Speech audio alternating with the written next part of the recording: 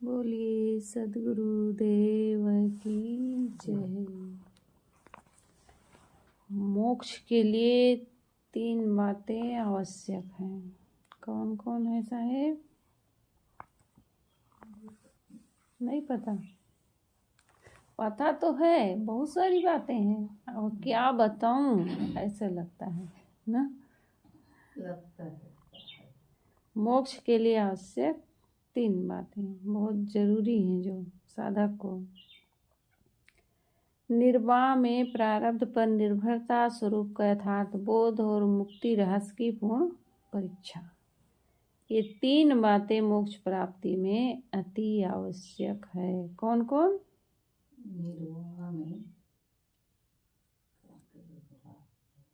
निर्वाह में प्रारब्ध पर निर्भरता, स्वरूप का यथार्थ बोध और मुक्ति रहस्य की पूर्ण परीक्षा। ये 3 बातें मोक्ष प्राप्ति में अति आवश्यक है। इन तीनों के विषय में यदि दृढ़ बोध नहीं होगा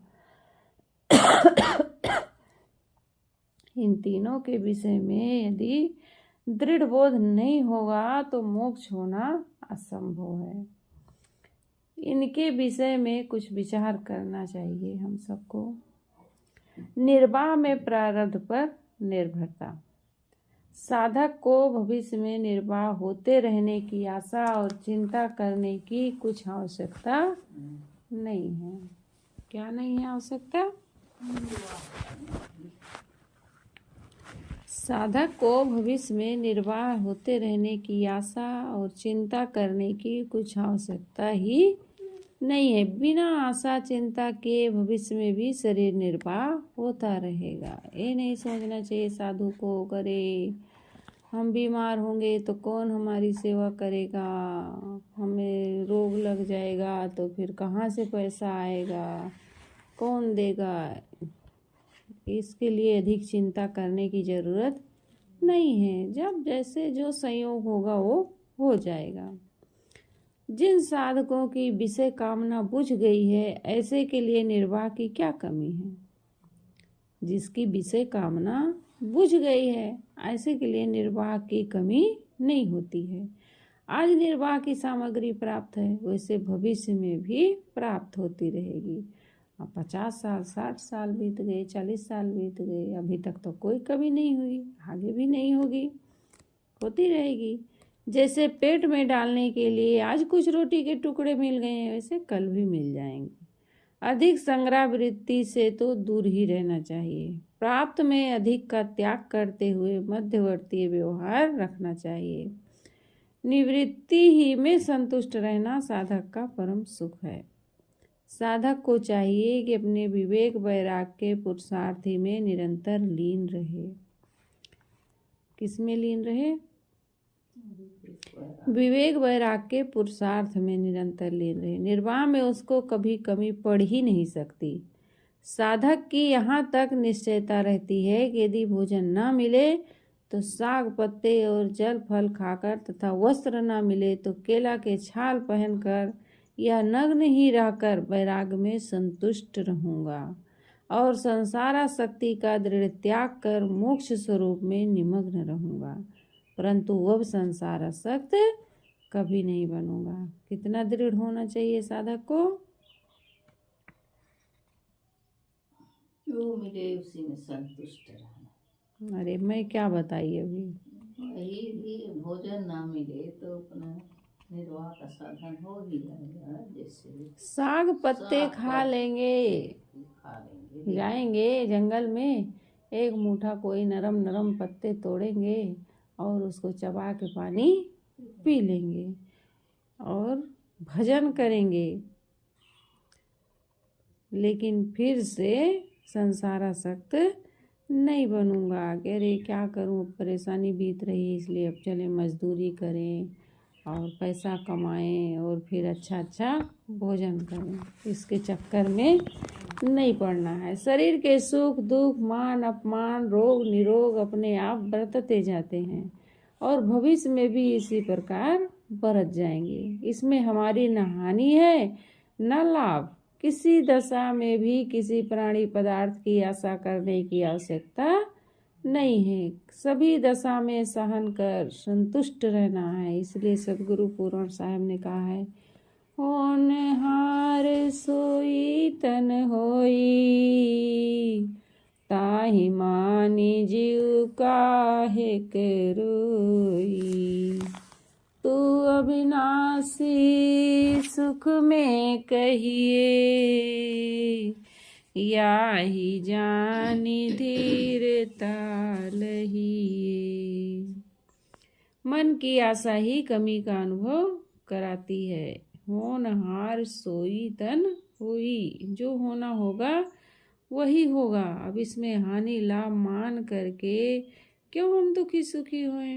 तू तो अविनाशी है। मन की आशा ही कमी का अनुभव कराती है। सब आशा दूर होते ही सब कमी का अभाव हो जाता है।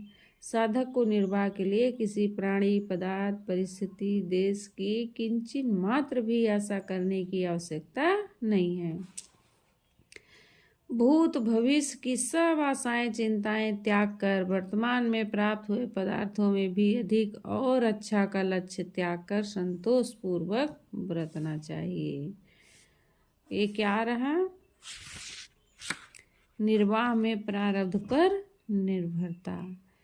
दूसरा है स्वरूप का यथार्थ बोध।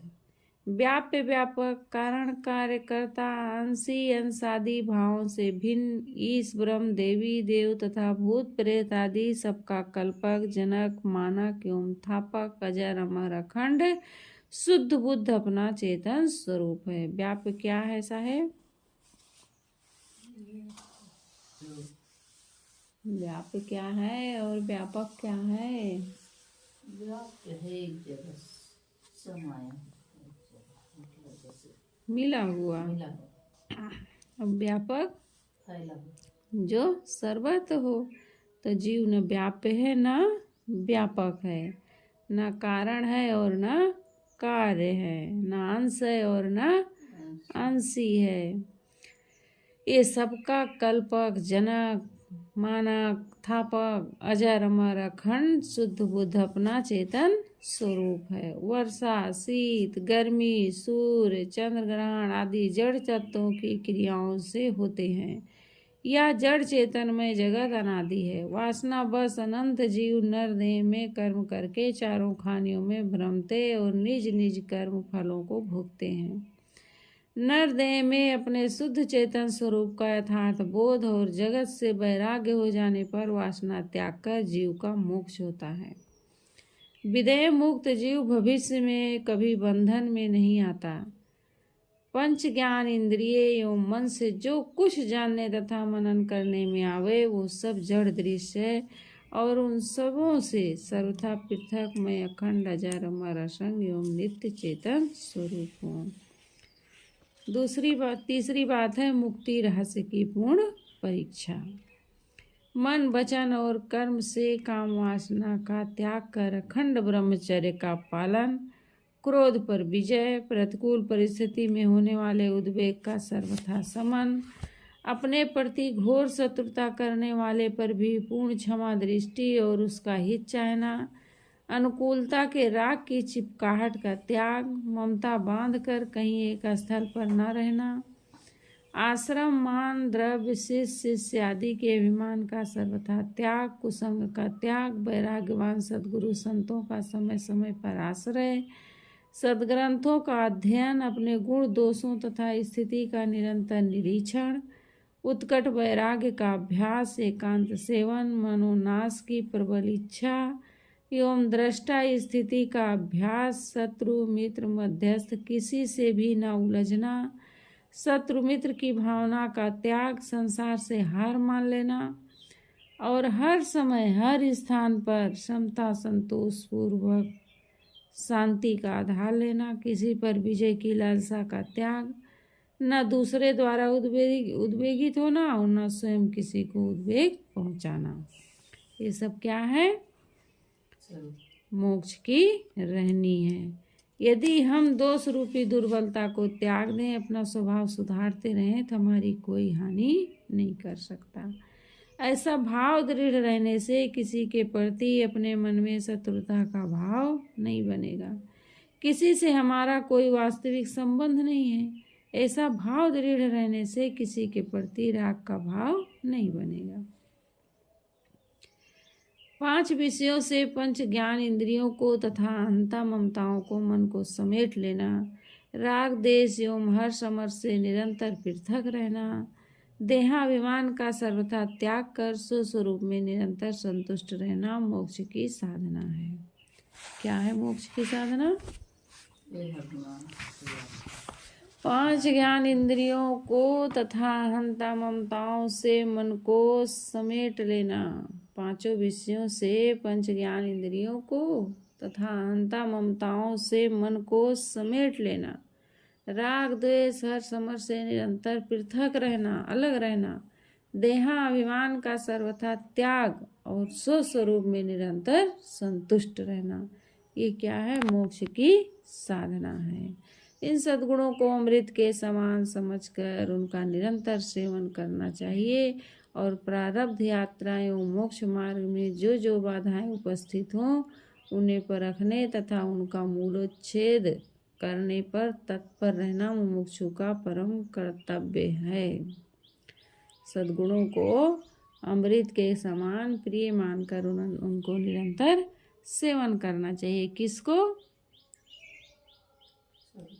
जिसको मोक्ष प्रिय हो, जिसको मोक्ष प्राप्त करना है, कल्याण करना है, अपना उद्धार करना है, उन्हें सद्गुणों को अमृत के समान समझना चाहिए और विषयों को विष के समान समझ करके उनका त्याग करते रहना चाहिए। ऐसे उद्धार होने वाला नहीं है। विषयों को समझो कि ये विष हैं, क्योंकि विषयासक्ति ही बंधन है। विषय भोगों की लालसा जीव को स्थिर नहीं होने देती। पूर्ण मोक्ष रहनी धारण करने में ये विषय लोलुपता ही विघ्न है। मोक्ष की रहनी धारण करने में ये विषयों की लोलुपता ही सबसे बड़ा विघ्न है। जिसके अंतःकरण में सर्व प्रकार की भोग वासनाओं का सर्वथा अंत हो गया है, उसके जीवन में ही पूर्ण रहनी धारण हुई समझना चाहिए। विषय भोगों की वासना और क्रिया से सर्वथा छूटा हुआ व्यक्ति ही वैराग्यवान, बोधवान, साधु संत और जीवन मुक्त है। स्वस्वरूप को यथार्थ जान लेने के पश्चात 5 विषयों की आसक्ति तथा क्रिया का त्याग करना ही साधक का परम कर्तव्य रहता है। रूप विषय में आसक्ति रहने से ही सामने पड़े हुए नर नारियों तथा नाना पदार्थ एवं दर्पण में अपने मुख और वस्त्र अलंकारों को बार बार देखने की चेष्टा पूर्वक नेत्र चंचल किए जाते हैं। बार बार अपना ही रूप देख रहे हैं तो अपने ही मन को चंचल बनाना है। रस विषय की आसक्ति के कारण मनुष्य खान पान में संयम कर रोग शोक बुला लेता है। अब खाने की इतनी आसक्ति है, ये बनाए वो बनाए, इसी में मन दौड़ रहा है तो असंयमित खा करके रोग शोक बुला लेते हैं। इसी प्रकार शब्द स्पर्श एवं गंध की आसक्ति दूषित स्मरण संकल्प एवं क्रिया जीव से कराती रहती है। त्यागने योग्य प्राणी पदार्थों का त्याग कर एवं हृदय में विवेक उत्पन्न कर 5 विषयों की आसक्ति मिटाते रहना चाहिए। विवेक से त्याग दृढ़ होता है और त्याग के पश्चात विवेक चमक उठता है। विवेक से क्या होता है? त्याग दृढ़ होता है और त्याग के पश्चात विवेक चमक उठता है। स्वस्वरूप के ज्ञान बस और विषयों की असारता न जानने के कारण अनादिकाल से विषय भोगों में सुखों का दृढ़ निश्चय हो गया है। विषय भोगों के त्याग का रस जब साधक को मिलता है तब भोग निस्सार दर्शाने लगते हैं।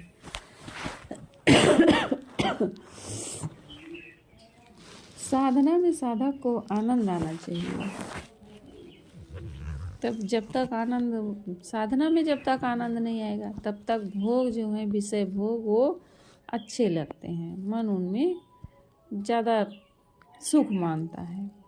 और जब साधक को त्याग में रस आने लगता है, साधना में रस आने लगता है, तब संसार के जितने भोग हैं वो निस्सार लगने लगते हैं। अब कितने हैं संत बन गए हैं, साधना कर रहे हैं बहुत दिनों से, लेकिन धीरे धीरे उनका मन कहाँ लग जाता है? राजनीति में लग जाता है। अब इसका मतलब है उनको साधना में आनंद नहीं आ रहा है, राजनीति में आनंद आ रहा है।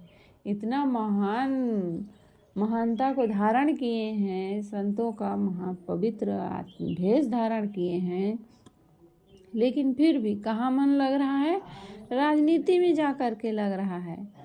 तो इसका मतलब है कि उनको वहाँ आनंद ज़्यादा आ रहा है, उनको साधना का आनंद मिला ही नहीं है। जिसको साधना का, भक्ति का, सत्संग का, मन को संयमित करने का जिसको आनंद आ जाएगा, संसार के दुखों से छूटने का जो प्रयत्न करता रहेगा, वो उसमें नहीं लगेगा। गुरुदेव जी बार बार कह रहे थे कि इनको साधना का आनंद नहीं आया है अभी, इसीलिए उनका मन दूसरी जगह जाके लग रहा। जब साधक को त्याग का रस मिलता है तब भोग निस्सार लगते हैं। जिसके हृदय से सब प्रकार की विषयासक्ति का सर्वथा त्याग हो गया, उसे सर्व विषय विषम सम प्रतीत होते हैं। जिसके हृदय से विषयासक्ति सर्वथा मिट गई है, उसे विषय विष के समान प्रतीत होते हैं। त्याग का सुख वाणी से अतीत है। विषयों की आसक्ति का मुख्य कारण शरीर की आसक्ति है। विषयों की आसक्ति का मुख्य कारण शरीर की आसक्ति है।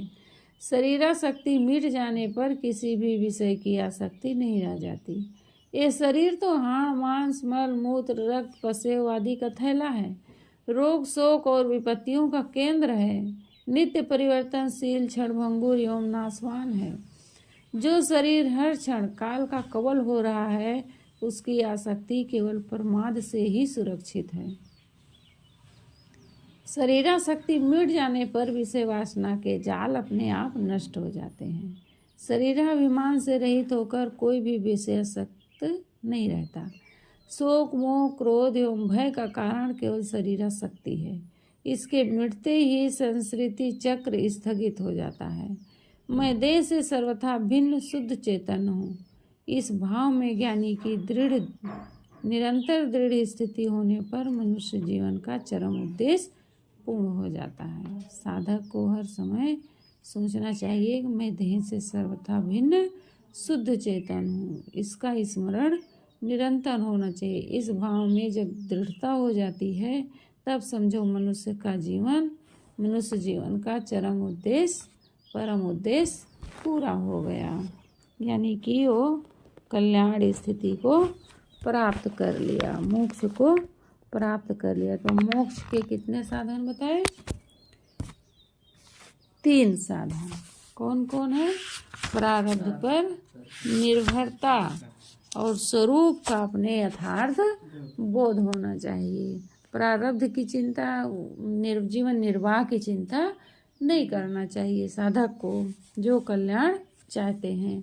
और दूसरी बात है, अपने स्वरूप का यथार्थ बोध होना चाहिए। अनात्मा का उसे ज्ञान होना चाहिए। मैं कौन हूँ, मेरा कर्तव्य क्या है, कल्याण कैसे होगा, या मैं शुद्ध चेतन हूँ, इसका उसे बोध होना चाहिए। और निरंतर उसका चिंतन भी होना चाहिए। तो दूसरा है स्वरूप का अपने यथार्थ बोध हो। और तीसरा है मुक्ति की पूर्ण परीक्षा होना चाहिए। कौन सी परीक्षा होना चाहिए? मुक्ति की पूर्ण परीक्षा क्या है? शरीर को अपने मन को, अपने स्वभाव को, अपने गुणों को, अपने दोषों को देखें और जो दोष हैं उनको विष के समान समझकर त्याग कर दें और सद्गुणों को अमृत के समान समझ करके उसको धारण करें और निरंतर अपने स्वरूप में संतुष्ट रहें। ना किसी को दुख दें, ना किसी के उद्वेगित करने पर उद्वेगित हों। यही सब मोक्ष की रहनी है। जो सद्गुणों को अमृत मानकर उनका निरंतर सेवन करेगा और विषयों को विष के समान समझकर उनका त्याग करता रहेगा, उसी का तो कल्याण होगा। ये मोक्ष के 3 रास्ते हैं, 3 उपाय है, 3 साधन है। जो इनको धारण करेगा इन तीनों बातों